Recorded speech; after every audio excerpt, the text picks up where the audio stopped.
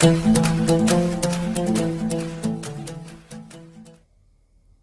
सभी लोगों का स्वागत है आपके अपने YouTube चैनल बीएड वाले चैनल पर। और अगर आप इस चैनल पर नए हैं तो प्लीज़ आप चैनल को सब्सक्राइब कर लेंगे, क्योंकि इस चैनल पर आपको स्पेशली जो है बिहार बीएड से रिलेटेड जो है सारी जानकारी उपलब्ध कराई जाएगी। तो अगर आप चैनल पर नए हैं तो प्लीज़ चैनल को सब्सक्राइब कर लेंगे। मैं आपको बता दूं कि यह चैनल जो है फ्यूचर ऑनलाइन क्लासेस का सेकंड चैनल है, जिस पर बीएड एंट्रेंस एग्ज़ाम 2023 की तैयारी कराई जाएगी। साथ ही साथ आपको जो है बीएड से जुड़ी हुई सारी जानकारी आपको इस चैनल पर दिए जाएंगे। तो प्लीज़ चैनल को सब्सक्राइब कर लेंगे। अभी हम जो है बीएड एंट्रेंस एग्ज़ाम 2022 के जो है क्वेश्चन को सॉल्व करने वाले हैं। जैसे कि आप सभी लोगों को मालूम है कि जो बीएड एंट्रेंस एग्ज़ाम होते हैं वो आपके जो होते हैं ऑफलाइन होते हैं। तो इसके जो है क्वेश्चन को सॉल्व करने वाले हैं हिंदी सेक्शन के, जो कि आपके 2022 के एग्ज़ाम में पूछे गए थे, जो कि 2023 के एग्ज़ाम के लिए काफ़ी इंपॉर्टेंट है, क्योंकि प्रीवियस ईयर क्वेश्चन देखना काफ़ी इंपॉर्टेंट होता है। तो आप देख सकते हैं सेक्शन 2 जनरल हिंदी। अभी हम जो है जनरल हिंदी के प्रश्न को करने वाले हैं, तो ध्यानपूर्वक समझिएगा। यहाँ पर देख सकते हैं कि निर्देश से दिया हुआ है कि प्रश्न संख्या 16 से लेकर 20 जो है निम्नलिखित अवतरण को ध्यानपूर्वक पढ़िए और उनसे संबंधित प्रश्नों को दिए बहु विकल्पों से सही विकल्प का चयन करें। मतलब कि आपका ये जो है एक जो है गद्यांश दिया होता है और आपको जो है इसको पढ़ना होता है और इसे 4 या 5 प्रश्न होते हैं उसको करना होता है। तो देखिए, मैं आपको बता दूं कि इसको करने का तरीका जो है बहुत सारे होते हैं। बहुत लोग तो इसे पहले पढ़ते हैं फिर इसका आंसर करते हैं।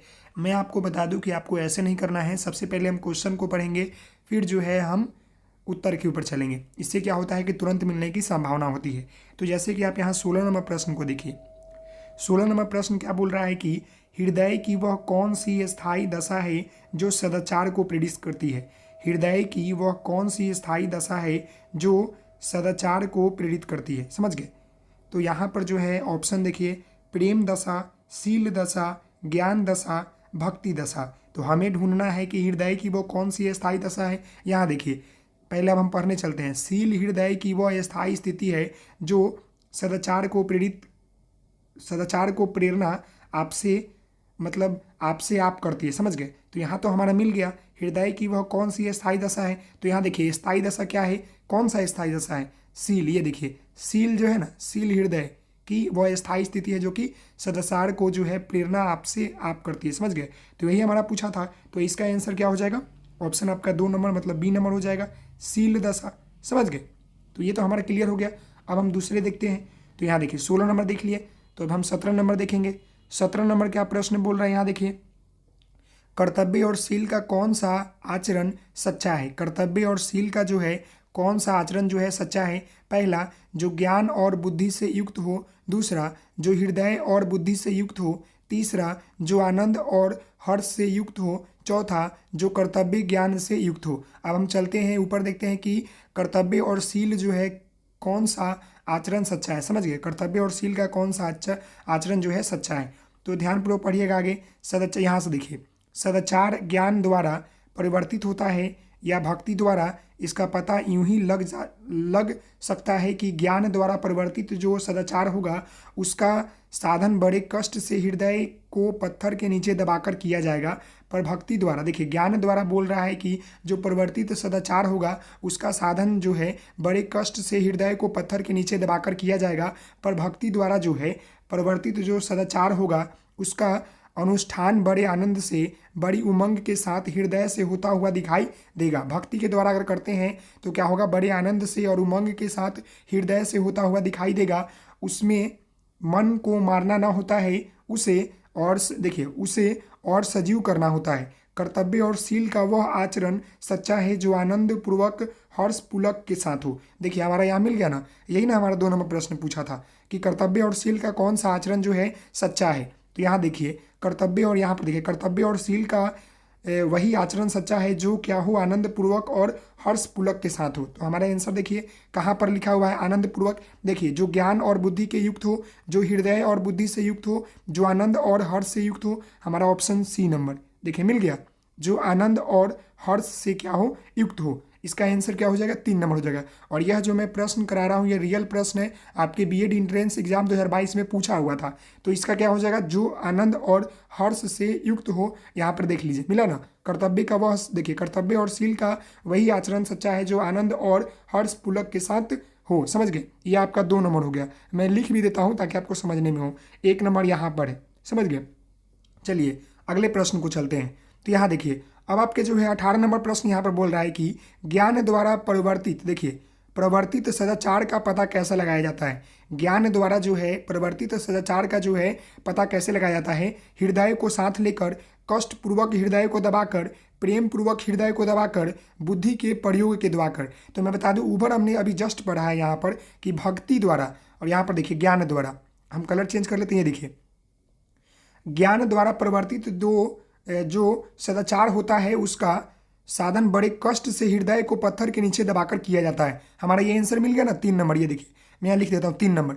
तो हमें मालूम चल गया कि जो ज्ञान द्वारा जो परिवर्तित जो सदाचार होता है वो कैसा होता है, बड़े कष्ट से हृदय के जो है पत्थर के नीचे दबाकर। तो यह देखिए ज्ञान द्वारा परिवर्तित सदाचार का पता कैसे लाएंगे, हृदय को साथ लेकर नहीं, हृदय को साथ लेकर नहीं, इसको हम नहीं लेंगे, समझ गए। हृदय को साथ लेकर नहीं। दूसरा कष्ट पूर्वक हृदय को दबाकर, ये सही है। तीसरा प्रेम पूर्वक नहीं होगा, अब बुद्धि नहीं होगा। इसका आंसर क्या हो जाएगा, ऑप्शन नंबर आपका बी हो जाएगा कि कष्ट पूर्वक हृदय को दबाकर हम ज्ञान द्वारा जो है परिवर्तित सदाचार का जो है पता लगाते हैं। जैसे कि आप यहाँ देख सकते हैं, ये देखिए 3 नंबर की ज्ञान द्वारा परिवर्तित जो सदाचार होता है उसका साधन बड़े कष्ट से हृदय को पत्थर के नीचे दबाकर किया जाता है। मैं आपको बता दूं कि ये 5 नंबर जो है आपका झोली में होता है, क्योंकि जो दम ईजी प्रश्न होता है पढ़िए और आराम से उसका उत्तर कीजिए, समझ गए। तो 2 प्रश्न 3 प्रश्न क्लियर हो गए। अब हम 19 नंबर प्रश्न को देखिए। 19 नंबर यहाँ प्रश्न बोल रहा है कि भक्ति द्वारा परिवर्तित सदाचार का अनुष्ठान कैसा होता है। तो देखिए ज्ञान द्वारा तो कष्टपूर्वक होता है और भक्ति द्वारा क्या होता है आपका आनंद से हृदय होता है, समझ गए। तो इसका क्या हो जाएगा, भक्ति द्वारा आपका ऑप्शन ए हो जाएगा, आनंद से। देखिए ऑप्शन नंबर आपका क्या हो जाएगा, 1 नंबर हो जाएगा। कैसे, यहाँ देखिए ऑप्शन ए हो जाएगा, आनंद से और हृदय से। ये देखिए चलिए हम ऊपर ले चलते हैं। जैसे कि अभी हम देखें यहाँ पर ज्ञान द्वारा, यहाँ देखिए भक्ति द्वारा परिवर्तित जो सदाचार होता है उसका अनुष्ठान बड़े आनंद से बड़ी उमंग के साथ हृदय से हुआ दिखाई देता है। तो ये हमारा 4 नंबर हो गया। मतलब कि 1 नंबर 2 नंबर 3 नंबर 4 नंबर, मतलब कि ये हमारा 19 नंबर का आंसर क्या हो जाएगा, आनंद से और हृदय से, समझ गए। तो इसका आंसर ऑप्शन ए हो जाएगा। देखिए कितना आसानी से कर पा रहे हैं, एकदम आसानी से आप 5 नंबर पा लेंगे। और मैं आपको बता दूं टोटल एग्जाम 120 नंबर का होता है। 15 नंबर में से जो आप 13 नंबर ला सकते हैं हिंदी में, अगर आप ध्यानपूर्वक पढ़ते हैं तो, समझ गए। और ये प्रीवियस ईयर क्वेश्चन है जो कि आपके एग्जाम में पूछा गया था। चलिए हम आगे बढ़ते हैं। तो यहाँ देखिए अब हमारा क्वेश्चन जो आ गया 20 नंबर।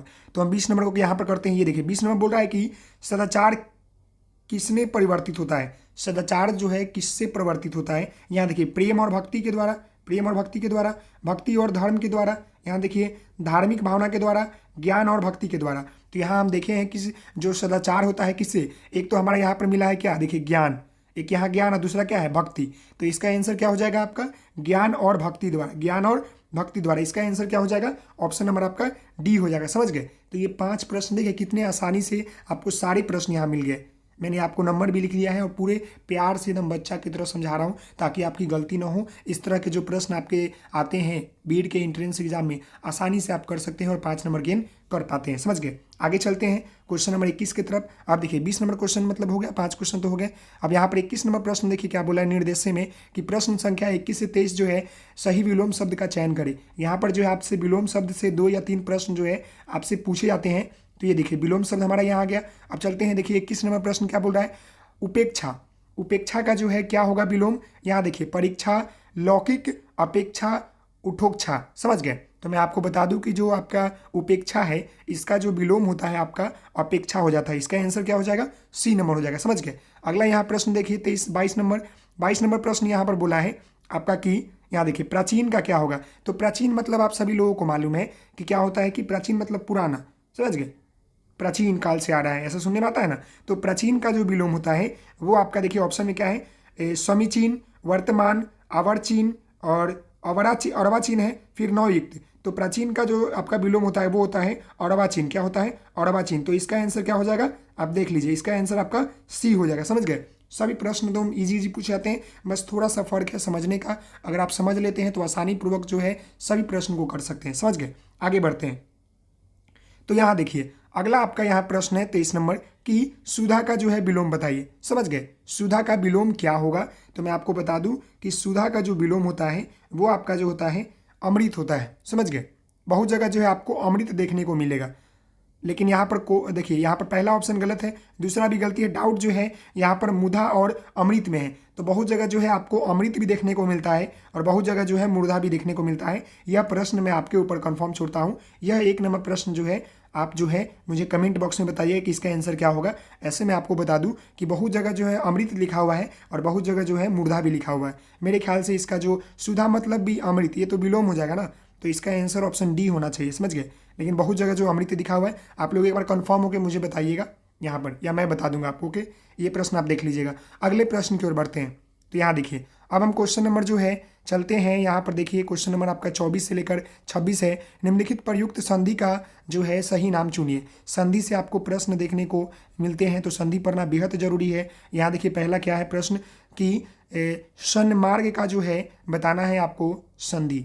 समझ गए कि कौन सा संधि है? पहला ऑप्शन स्वर्ग संधि, व्यंजन संधि, देख रहे हैं, फिर विसर्ग संधि और इनमें से कोई नहीं। तो यहाँ पर बताइए जो आपका सन्मार्ग है तो ये कौन सा संधि है? तो देखिए मैं आपको बता दूं कि जब इसको तोड़ते हैं तो क्या हो जाता है कि ये हो जाता है सत्य प्लस आपका जो होता है सत्य प्लस मार्ग। समझ गए, ये होता है आपका। समझ गए, तो ये जो हो जाएगा देखिए आप ध्यानपूर्वक देखिएगा कि यहाँ पर क्या है त है और यहाँ पर आपका म है। अंतिम में देखिए त और म, तो ये हमारा दोनों क्या हो जाता है, त और म को हम बोलते हैं हमारा व्यंजन है।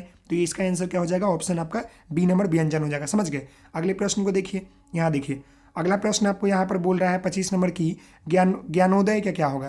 तो जब हम इसको तोड़ेंगे तो क्या हो जाएगा? देखिए यहाँ पर ज्ञान प्लस क्या हो जाता है आपका उदय हो जाता है। समझ गए, ज्ञान प्लस उदय। अब देखिए नौ के पास यहाँ पर क्या है, नौ का उच्चारण करते हैं तो यहाँ पर अ आता है और लास्ट में क्या है, ऊ है। तो ये जो है जब हम दोनों को मिलाकर तो क्या हो जाता है, ओ हो जाता है। समझ गए, ओ। तो ज्ञानोदय, समझ गए, देखिए ज्ञानोदय, समझ गए, नौ में अ और यो मिलकर तो ओ हो जाता है अप्रोक्स। तो देखिए स्वर संधि, व्यंजन संधि, विसर्ग संधि, इनमें से कोई नहीं। तो इसका आंसर क्या होगा भाई? आप सभी लोगों को मालूम होगा, इसका आंसर आपका स्वर संधि हो जाएगा।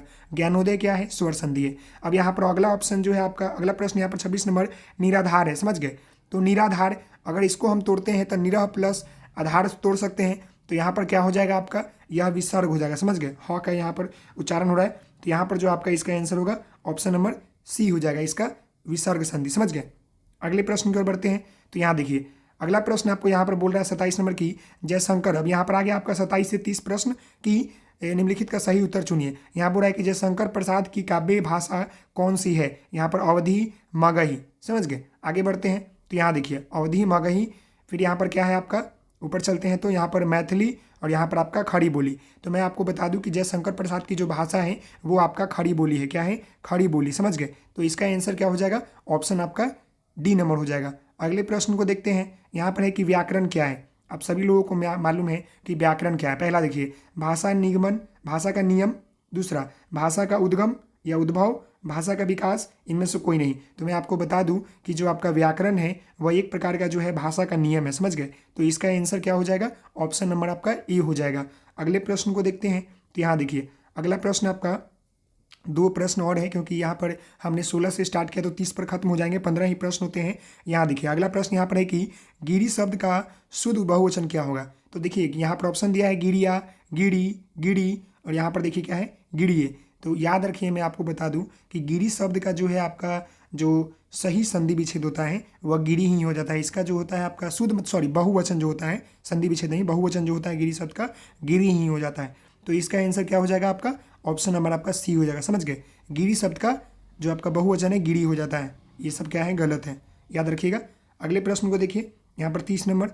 तो 30 नंबर प्रश्न बोल रहा है कि सर्कस, देखिए सर्कस उपन्यास के रचनाकार है। यह जो है उपन्यास है काफ़ी महत्वपूर्ण है। यह जो है पूछता है बीएड के एंट्रेंस एग्जाम में आपसे एक ना एक कोई उपन्यास या लेखक से जो है रिलेटेड पूछेगा।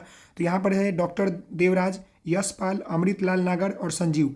तो यहाँ मैं बता दूं कि जो सर्कस उपन्यास के रचनाकार है, आपको जो है कई बुकों में जो है डॉक्टर मुंशी प्रेमचंद्र भी देखेंगे लेकिन यहाँ जो है मुंशी प्रेमचंद्र नहीं दिख रहा है। तो आप जो है मैं बता दूँ, जो सर्कस उपन्यास है इनके जो रचनाकार है वो जो है संजीव जी है, समझ गए। इनका जन्म जो है यूपी में हुआ था, याद रखिएगा। अगर आपसे प्रश्न पूछता है कब हुआ था, तो 6 जुलाई कब हुआ था, याद रखिएगा 6 जुलाई 1947 ईस्वी को हुआ था। उत्तर प्रदेश में एक छोटे गांव में हुआ था, समझ गया। और ये सर्कस के रचनाकार है। तो मैंने अभी जो है 15 प्रश्न हिंदी से करवाया, जो कि आपके 2022 के इंट्रेंस एग्जाम में ये सभी प्रश्न जो है पूछे हुए थे और रियल प्रश्न है। तो आशा करता हूँ कि ये वीडियो जो है आप सभी लोगों को अच्छा लगा होगा। तो आप चैनल पर नए हैं तो प्लीज़ चैनल को सब्सक्राइब कर लीजिएगा। और एक बीएड इंट्रेंस एग्जाम की तैयारी के लिए जो आप हमसे जुड़ सकते हैं, बेहतर तैयारी करने के लिए आपको सारी चीज़ें जो है फ्री ऑफ कॉस्ट में जो है दी जाएगी। तो आप सभी लोग चैनल को जुड़ जाइएगा, मोर देन सब्सक्राइब कीजिएगा ताकि क्लास लेने में अच्छा लगे और आप सभी लोग जुड़ जाइएगा। मिलते हैं नेक्स्ट वीडियो में, तब तक के लिए धन्यवाद। Thank you so much. जय हिंद, जय भारत।